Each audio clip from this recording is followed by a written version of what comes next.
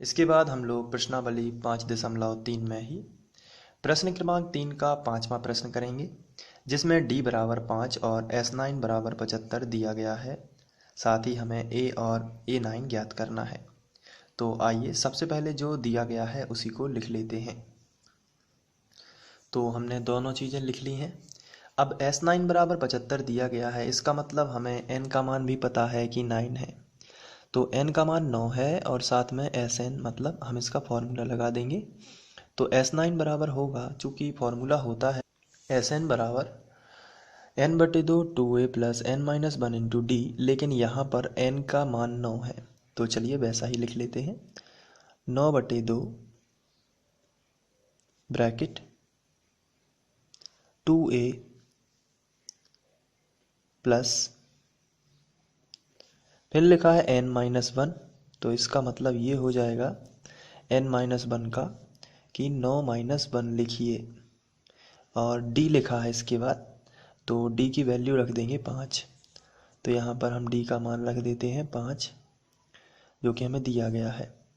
इसके बाद ब्रैकेट बंद करेंगे, तो ये S9 की जगह पर ये पूरा हम लिख सकते हैं इस फॉर्मूले की सहायता से।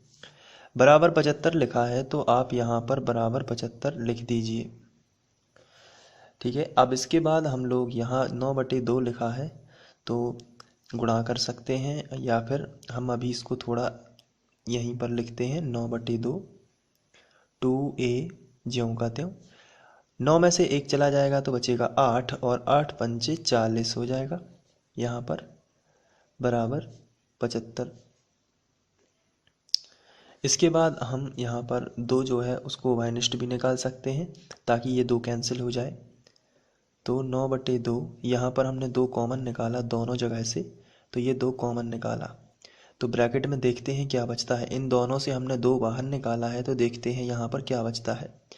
यहाँ पर 2 बाहर निकल गया तो बचेगा केवल a, और यहाँ पर 2 का भाग चला जाएगा, कॉमन का मतलब भाग चला जाएगा, तो 2 दूनी 4, यानी 0, 20 बार चला गया। तो यहाँ इन दोनों से कॉमन निकला 2, तो इनके पास बचा केवल, यहाँ 2a था तो 2 कॉमन निकल गया तो केवल a बचा, और यहाँ 2 दूनी 4, 2 बार भाग चला गया, 0 ज्यों कहते हैं 2 कॉमन। कॉमन इसलिए निकाला है ताकि 2 और 2 कैंसिल हो सकें, बराबर 75। 2 और 2 कैंसिल हो जाएंगे, तो अब हमारे पास बचेगा 9 ब्रैकेट a प्लस 20 बराबर 75। ये 9 जो है ये गुणा में है, और गुणा वाली संख्या बटे में पहुंच जाएगी, तो a प्लस 20 बराबर 75/9।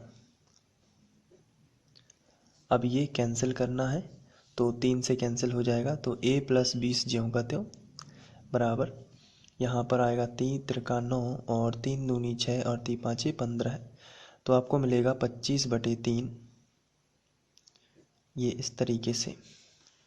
अब 20 का कर देंगे पक्षांतर, तो a बराबर मिलेगा 25/3, अभी ज्यों का त्यों,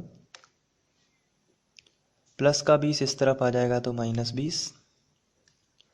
अब हम एलसीएम ले लेंगे, तो a बराबर 25/3, इसका गुणा कर देते हैं, तो 20 दिया 60 माइनस 60 बटे आ जाएगा 3, तो 60 में से 25 चले जाएंगे तो आपको मिलेगा यहाँ पर 35। तो यहाँ पर आपको मिलेगा 35, लेकिन माइनस का 35 मिलेगा बटे 3, तो ये a का मान आ जाएगा। अब हमें A9 ज्ञात करना है। a तो हमने ज्ञात कर लिया, इसको हाईलाइट कर देते हैं, और साथ में हमें A9 भी ज्ञात करना है। तो A9 ज्ञात करना है, इसलिए A9 हम लिखेंगे, और A9 का फॉर्मूला होता है a प्लस 8d या 8d। तो बराबर के नीचे बराबर a का मान है -35/3 प्लस 8, ये ज्यों का त्यों, और d का मान हमने अभी निकाला है, और ये दिया गया था d का मान, जो कि 5 है। चलिए आगे सॉल्व कर लेते हैं। -35/3, और ये 8 पंचे 40 हो जाएगा। इसके बाद आगे देख लेते हैं, 3 का गुणा इसमें हो जाएगा, तो आएगा -35 प्लस 4 दिया 12, तो 120, और बटे आ जाएगा 3।